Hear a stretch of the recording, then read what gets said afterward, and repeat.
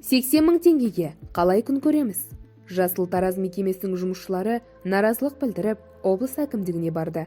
Сәлеметсіз бе? Шұғыл және маңызды хабарламаларды жіберіп алмау үшін қазір лайк басып, жазылуды ұмытпаңыз. Тараз қаласының көше тазалығына жауапты Жасыл Тараз мекемесінің қызметкерлері облыс әкімдігінің алдына жиналды. Олар айлығының қысқарып қалғанына шағымданады, деп хабарлайды КАС 365 KZ. Бұл жұмысшылар мекемедегі Тоқаева мен Әбешев жұмыстан кетсін деп талап етеді. Тоқаева деген осы Жасыл Тараз мекемесінің басшылық құрамындағы қызметкер. Жұмысшылар одан көретін көрдік дейді журналист Нұрадин Рақай оқиға орнынан тікелей эфирге шығып. Журналистің айтуынша, былтырда дәл осы мәселемен мекеме жұмысшылары көшеге шыққан. Ол кезде мәселе шешіледі деп уәде берілгенімен, ол орындалмаған.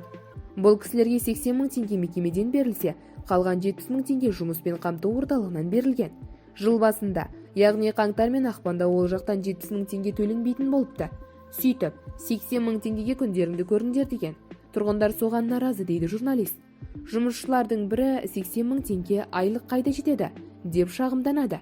Несиеміз бар, қарызымыз бар. Кеше директор алдына барып едік. Әзірге осы 80 мың теңгемен қала беріңдер. Наурызда көреміз дейді. Қалған ақшаны қоса ма, қоспай ма белгісіз, дейді Нағима атты жұмысшы. Мекеме басшылығы жұмысшыларға Жасыл Тараздың қарызы барын айтып, уәжін білдірген. Былтыр қарыз жабамыз деп, олар бізді штаттан шығарып, қарапайым жұмысшыларды құрбан етті. Сөйтіп, бір жылдан кейін штатқа алатын болған. Ешкімді қабылдаған жоқ, дейді Фарида атты жұмысшы. Жұмысшылардың бірі басшылық бұған дейін қарыздан шығып келе жатырмыз деп айтқанымен, онысы жалған болып шыққанын айтады. Құр уәде берілді ме бізге? Енді жылдың басына келгенде 2 ай бойы конкурс күтіп отырмыз. 2 айға дейін бұл кісілер қалай бала шағасын бағады дейді жұмысшылардың тағы бірі.